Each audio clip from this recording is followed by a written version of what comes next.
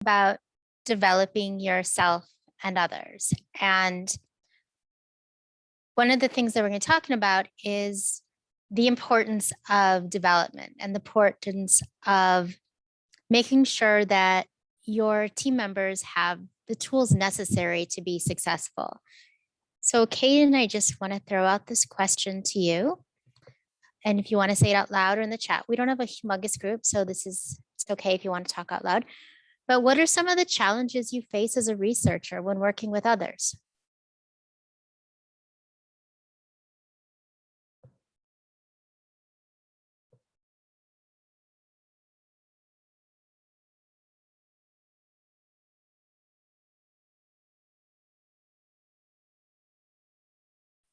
I would say meeting deadlines when there's concerns about the budget. Mm-hmm. Anyone else?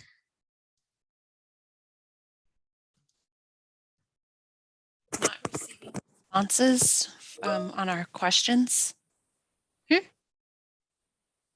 I'm sorry, you cut out right in the beginning. Oh, sorry. Not receiving any responses to our questions or emails. Okay. Okay. And the chat, Bonnie, time constraints. Yeah, that's a big one. Definitely sounds like a lot of this comes down to communication, expectations, timelines. Mm-hmm. Getting researchers to follow policy. Yeah, that's probably a big one, which again, that comes back to that communication. And sometimes we think, are they not doing things on time because maybe they lack some of the skill sets, maybe they didn't understand something.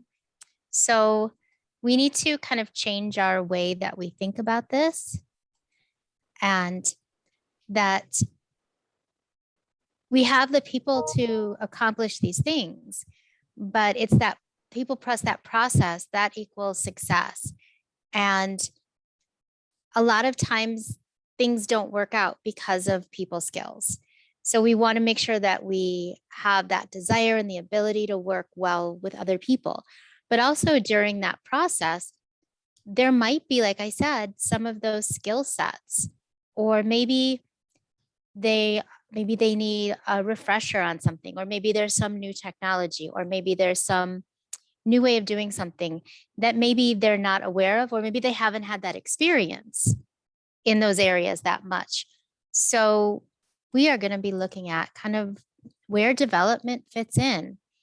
We talk a lot about professional development. We talk a lot about, like, during your performance evaluation, you hear often, like, what are your goals? And maybe some people have, and it was great when we had that first screen. There's a ton of former U leaders and a couple current U leaders, but professional development usually fits in with people's SMART goals for the year. And especially in research, when you are working with other people and you're having to communicate what needs to be done, and maybe things get complex, or maybe you want to bring someone into a project and they don't have those skills. We're going to kind of just, in this short time we're together, look at how, like, what is our role in development? And there are two major roles. Development, it's this journey that, I mean, there's planning, effort, commitment. The person who is developing, as well as their leader, team members, leaders, they must have that, like, initiative to constantly keep up. And I know that we've heard, I think it was in ULead, someone was talking about a new system for entering grants, like on main campus. So there's an ever-changing work environment. Budgets are changing, leadership changes. And as leaders, especially, there's the added responsibility to make sure your employees are developing. We don't want employees just kind of like stagnant. When there's no movement, then engagement goes down, retention goes down, and it's not a really productive work environment. So if we want to continue to succeed and grow, we need to develop those skills and knowledge and competencies that is going to help that growth happen. And we look at development for the purpose of this as building the capabilities of people who are meeting or exceeding job expectations to ensure success in their current role and prepare them for those future opportunities. And those future opportunities, especially within research, can be being part of new projects, being part of new initiatives, taking on exciting roles within those. And it's a shared responsibility. Development's not just about coaching people to improve performance. Sometimes we think of development as like performance development, but it's not just about that. It's a shared responsibility, and it's a collaborative effort. And for it to truly be successful, we need to have that collaboration. So individuals, they need to take charge of their own development. If you're working on something, or if you know you're going to be on a project and maybe you don't feel you have those, maybe you think you need to maybe work on some skills that are going to help you be successful with that. You need to take charge of that. Bring that up in those one-on-ones. But you can't do that alone. You need the support of your leader. We often, Kate and I, do a program called 6 Critical Practices, and we say that a leader needs to tell people the why behind the what, but help them in the how. And the how is providing those resources, providing those opportunities for development. And that's when you're going to succeed.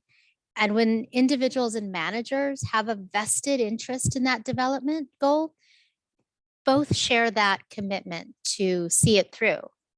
And for leaders, you are the link. You play that dual role. You need to develop your own skills and abilities, but you also need to be aware of what your team members, what people who maybe you're working with on a project, what are their skills? And you're going to find out those through that ongoing conversations, coaching, feedback. And when we have that kind of climate where we foster development, then you're going to create an atmosphere of shared responsibility. There's going to be shared successes. You're going to have development insights. You're going to learn from past mistakes. You're going to move forward. And it's going to really be a successful development process. And as a leader, you need to provide those development insights. So you're in a position to influence, motivate, and guide others based on your experience. And one of the things you can do is to reflect on efforts. So we have in a program we do called Multipliers, we talk about that, talking up mistakes with your team, and doing that. You can talk on past efforts, maybe things where you needed to maybe learn a new skill, or maybe you need to work on some tool that you were using. But how did you apply what you learned? Sharing this with your team members. What were the personal and like organizational payoffs? And so like each one, those leader and the employee they both have an important role. And the leader needs to help that employee target the right development, remove those barriers, and provide that support. So leaders often have access to information maybe that their team might not be aware of, such as maybe changes that are going to be occurring, or maybe budgetary constraints, or new projects that might require new or different skills, knowledge, or abilities.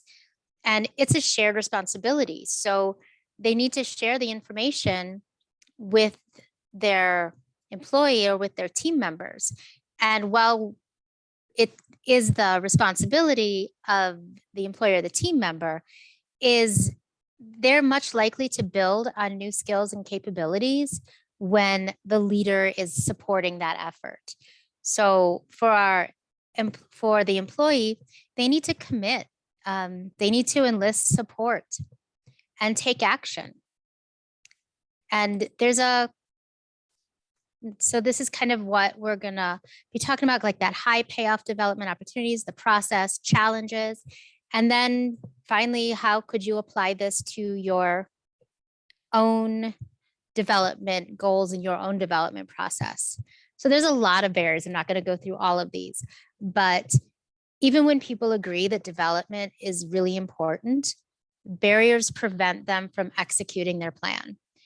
And barriers are going to be inevitable. I mean, we had a pandemic come out of nowhere. I mean, was a barrier to a lot of things that I'm sure people had planned going on. And because barriers are inevitable, sometimes people let that hinder their development. And when they do, everybody loses out. The organization becomes stagnant because people aren't developing skills and knowledge to succeed. Stagnation, it makes people feel unfulfilled. You feel disengaged. You don't want to go. I mean, it's that 60 minutes clock doing the ticking on Sunday night. And you're like, oh I can't believe I have to go tomorrow.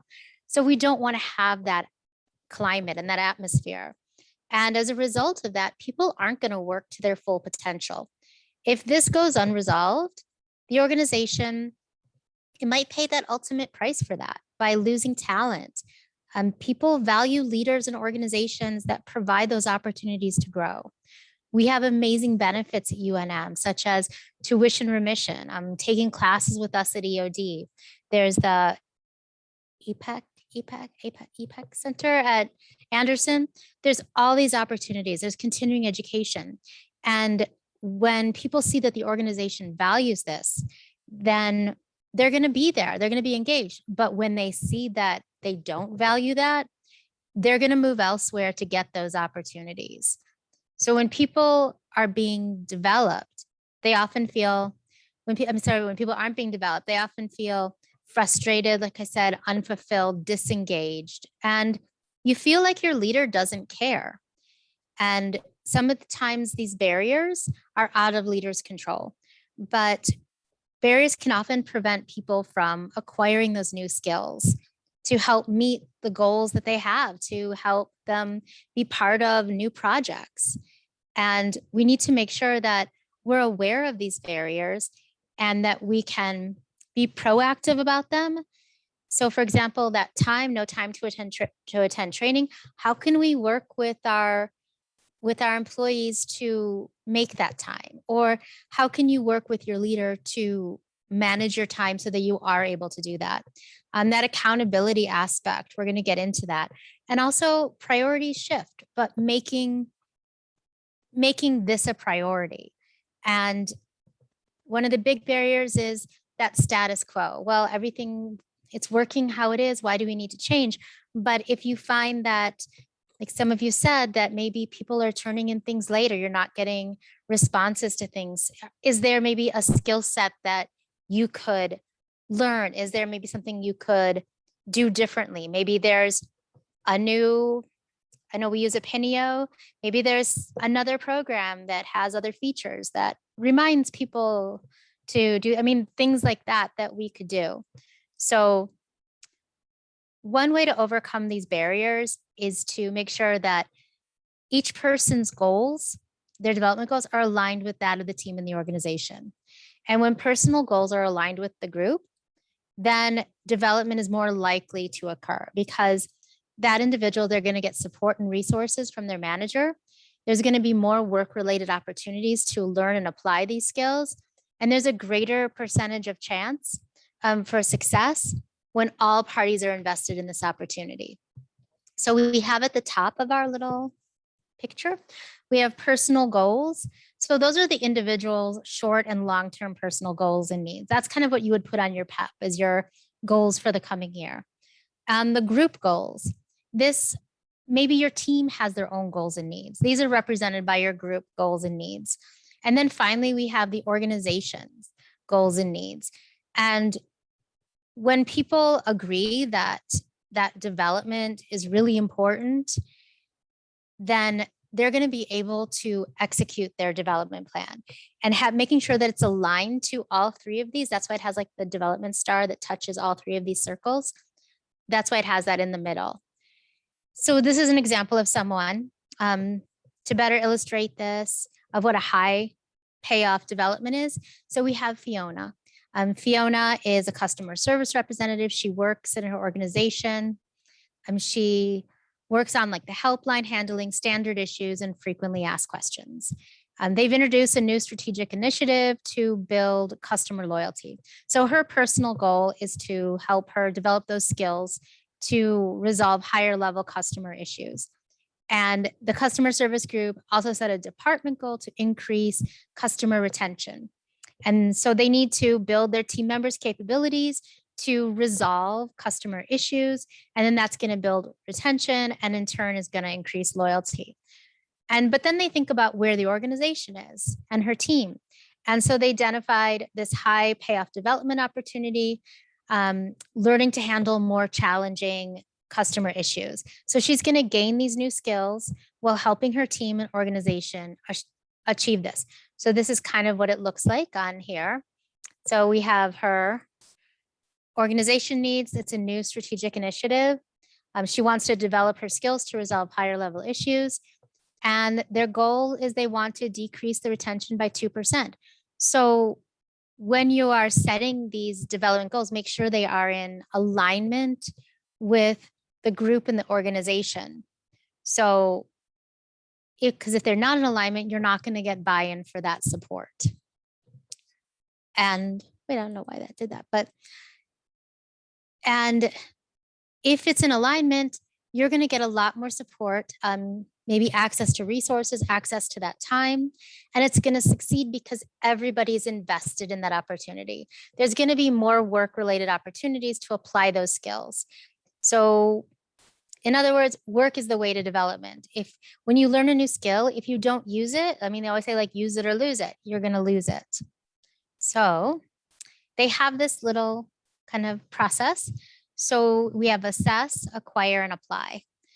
And throughout this, there should be that ongoing support, coaching, and feedback. So in our assess phase, we have goals are targeted with the highest payoff to the person being developed. In acquire, then you act on a plan. And in the apply phase, these practices are being put to use in real situations. And this is a really critical part of the process because a person, if they can't find a way to use a skill, then they're not going to use it. So in assess, our best practices, our development, it needs to focus on more than just the areas of performance that require growth. You need to identify strengths as well. So when you think about strengths in a development plan, you're thinking like, why would I want to focus on strengths in creating the plan? Because they already have that strength. But if you can hone in on a strength, you're going to boost a person's confidence. We have in that multipliers program that I encourage anyone to take at EOD.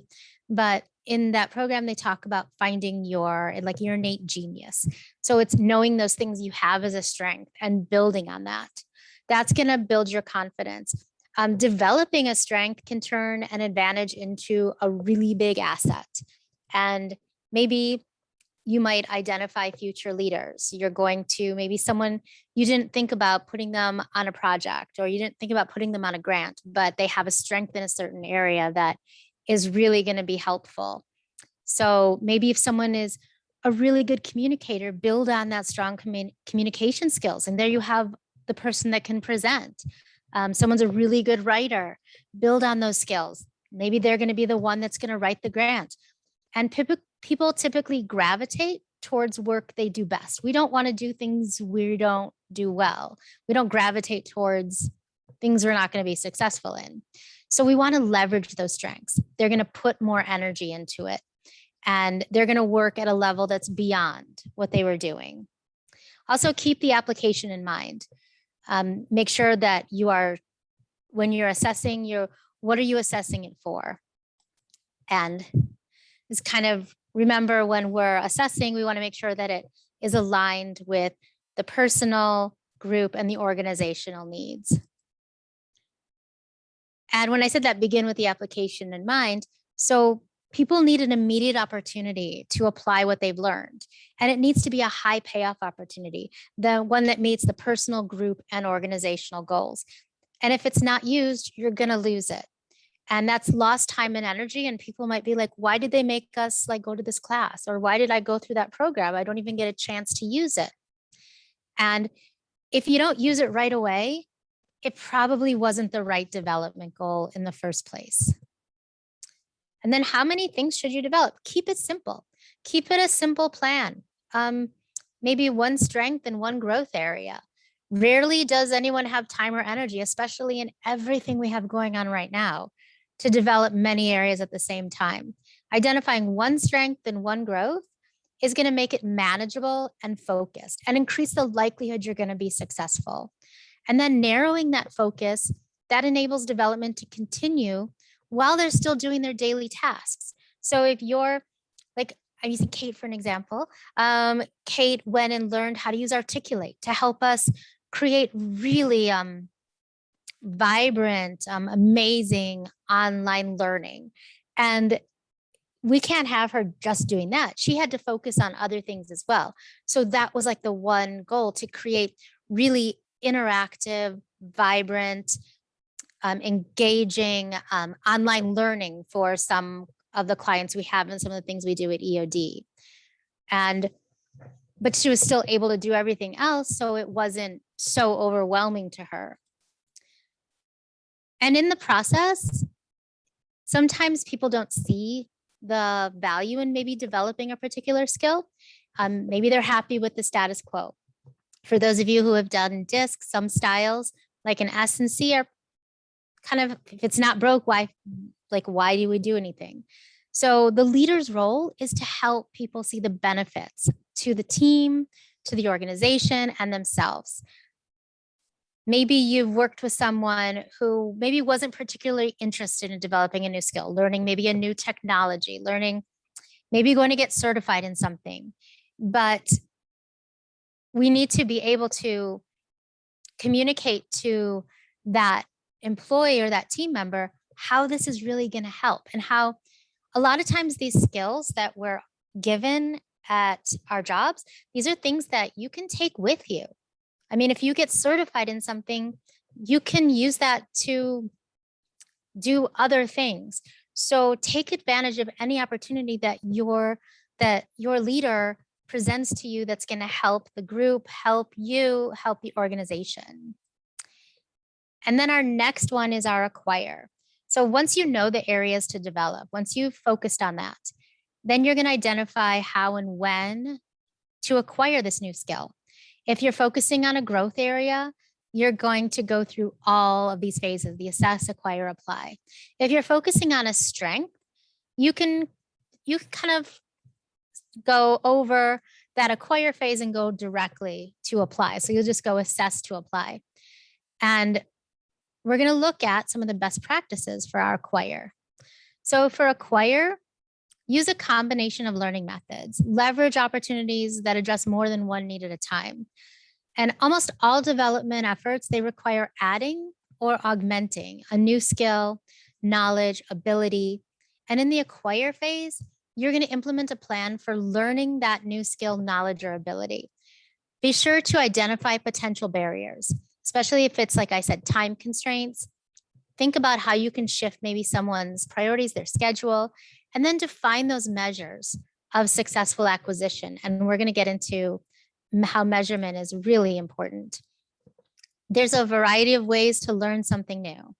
The best learning comes from experiential learning, from actually using it, but there are other ways that maybe you haven't thought about. So in our formal learning, this is just kind of classroom or self-study, reading, seminars, maybe learning from others, feedback from mentors, real-time coaching, observation, shared experiences, job shadowing, even networking, learning from your experiences. I'm sure we've all done this one.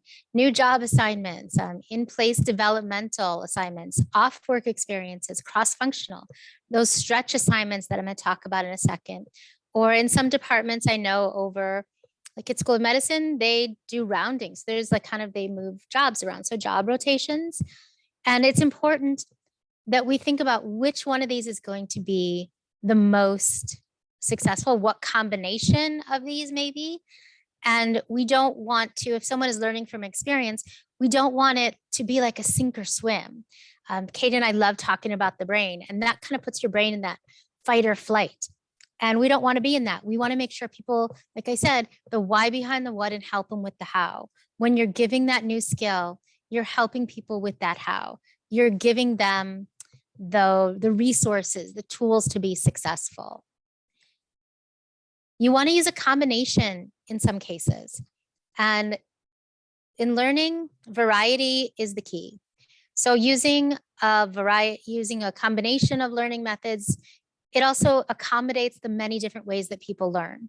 Some people are visual, some people love data, some people actually have to do something.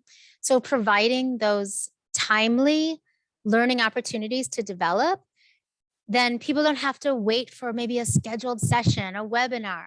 So if you had someone, there was maybe a skill you wanted them to work on. Maybe you wanted them to work on like technical writing and they were going to be taking a course in that. But there was someone you could pair them up with who was really good at that. Maybe do that until they went to that course. Facilitated learning, that sometimes our budgets are limited. We can't go attend things. So think about other ways that we could do that. So you want to also make sure that they practice that, increasing proficiency through practice. That's the really big one. It's difficult to learn a skill by just reading about it. I always like the one where they say that you can't like learn how to read a bike, but learn how to ride a bike by just reading about how to ride a bike. You actually have to do it. You have to go through that motion. You have to fall. You have to get back up again.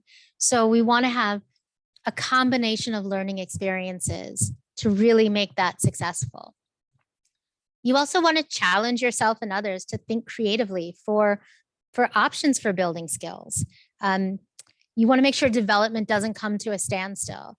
So maybe if you're trying to build capability, but there's no budget for formal training or funds are limited, that's when think outside the box. Think, how is there a mentor? Is there maybe something else? Could I bring this person who maybe doesn't have that experience and they shadow? So being aware of those barriers, also getting the support, and because you really want to make sure that you're acquiring those skills and that there's going to be that opportunity to apply it. So once you've learned it, it's time to use it because it'll just go away. So next is our apply. Ensure that the application is immediate and progressive. Agree on progress and outcome measures. There's going to be barriers and plan how to overcome them. And leverage those opportunities with multiple benefits and be open to unexpected application opportunities. So measurement is really important. It monitors the proficiency level. Maybe they need to have more training. Maybe they need to do something more to bring this up. Maybe there's someone else they could maybe go work with. Allows people to see the progress, which creates that engagement, that confidence, and it creates learning tension to see the development through success. And when measurement is so important. So when you identify progress measures, you create learning tension, establish accountability, and you keep that momentum going. One way for that to ensure that happens is the leader and employees should schedule follow-up meetings after the learning event. In that discussion, talk about what they learned, determine readiness to apply the newly acquired skill. I know that in EOD, when any of us go to any type of training or conference or webinar, we present it back to the team in one of our team meetings. Also, when the development plan is part of our regular work responsibilities, also discuss how you're going to monitor that and how you're going to put that in the performance review. How are you going, maybe is this going to be a SMART goal? Remember, you can always add to your goals throughout the year. And we need to work through those barriers that might prevent someone from using the skills. Maybe the biggest ones they found in research was a heavy workload and lack of time. Those are the biggest ones for not following through on development effort. And also maybe scarce resources. Maybe there's lack of support. So anticipate those barriers to acquiring the knowledge and what support is needed so that they are able to keep continuing to use it. And there's two types of measures. We have progress measures, the how am I doing, and outcome measures, have I succeeded? So those progress measures, those answer that question. It measures, maybe there's data on the degree to which a person has become competent in a new skill. It could be feedback from people they work with, feedback by people who maybe are affected by their behavior or decisions, short-term operating data. Maybe if you're trying to reduce the amount of like help calls. I know I've done work with HSCIT and reducing the time that it takes to resolve a IT help desk problem. So kind of that data. Those outcome measures is, have I succeeded? And that capture the impact of someone's consistent use of their new skill. And it comes from, you look and see, how have they used this and consistently? What is the outcome? If they wanted to, for example, for Kate, learning articulate. So what do those courses look like? What is our feedback like? Our surveys we do after we do any type of intervention or facilitation. What did the surveys look like? Was it engaging? Did people respond that it met the outcome that we were hoping for? You also want to have that data. That encourages people to continue to apply their knowledge and their skills. And like development, measurement is a shared responsibility. Both the leader and the employee or team member are responsible for tracking their progress and measuring the benefit. So that creates that tension, that learning tension. It builds accountability and inspires that commitment. So I know I went and got like certified in Adobe Captivate, but then we were having to create some of these custom menus and using like fluid boxes. And I went to my supervisor and I said, I need like another course in this. I just did like the basics. I need to do something further. So that was my responsibility to bring that up. And so you want to have that learning tension. You want to follow through with development goal to completion and agree on who's going to track it and how are they going to, what are the measures are they going to use and by when. And then we have progressive application. So if you begin with the application in mind, so in the assess phase, you've started to think about how to immediately apply whatever this new skill, competency, knowledge. And when applying that new skill, you need to prepare for that success. So you need to ask yourself, is this the first use of this skill? If so, what are the risks if it doesn't go well? For example, if you've just completed a course on presentation skills, would you go directly to presenting to like the president of the university? Probably not. So we have that progressive application, and that builds that confidence and that competence. So it should be applied in a progressive manner. So the first one is meet to discuss what was learned. And then you can practice one-on-one, practice with others, apply the skills on your own. And so in that project planning, you would want to be applying those skills maybe to smaller things, maybe things that aren't so high risk, such as like a huge grant that has to be in on time, or like I said, presenting to the president of the university. And then once that level of competence increases, so is the scope and the difficulty of the tasks and responsibilities that you can use these new skills. And there needs to be opportunities to apply these new skills. If there's no opportunity immediately, it probably, like I said, was not the right development goal. So you need to think about kind of how you're going to plan for the development and then work together with either your supervisor, if you're developing yourself, or work with your employee to help develop them. And think about those areas that when you do encounter those issues, especially those like communication ones, what are things they could work on? What are some skills? Maybe creative problem solving. Maybe there's technical skills. And offer bigger challenges. We have in that multipliers, this is one of the ways to be a multiplier leader. When you offer bigger challenges, you help your team grow by offering them. Create stretch challenges. And when you are creating these bigger challenges, there's more than likely going to be skills. There's going to be development that's going to need to take place.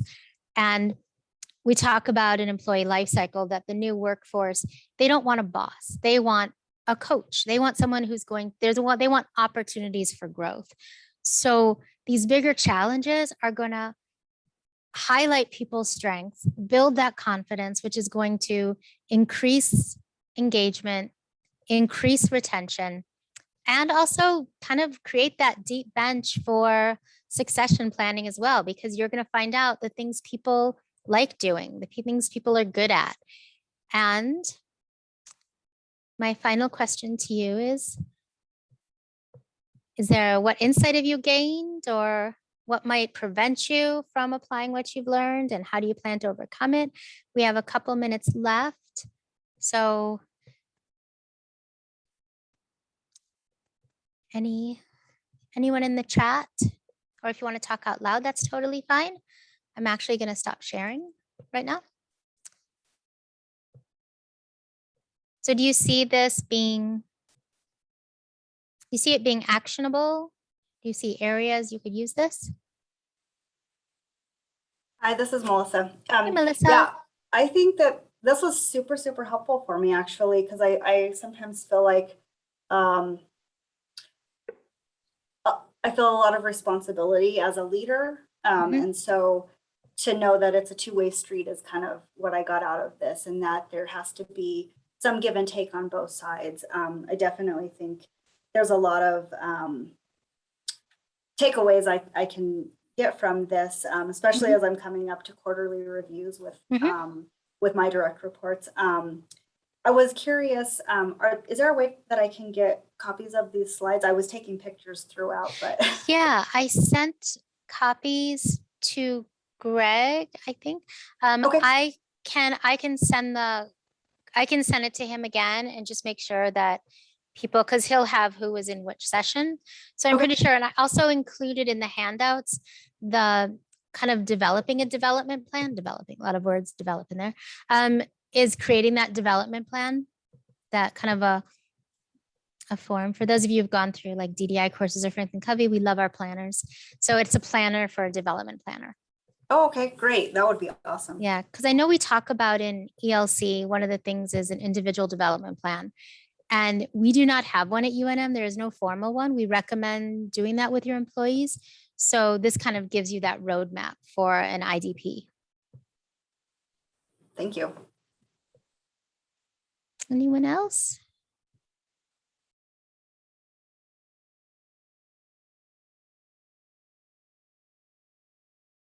We had a couple comments on the why behind the what and help them with the how. Yep. That's kind of like one of our mantras.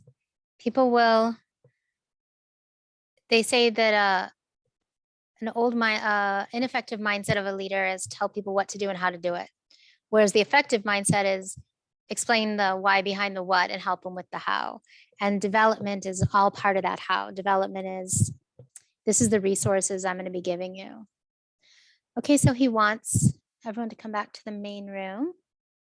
So I guess you click on your leave room.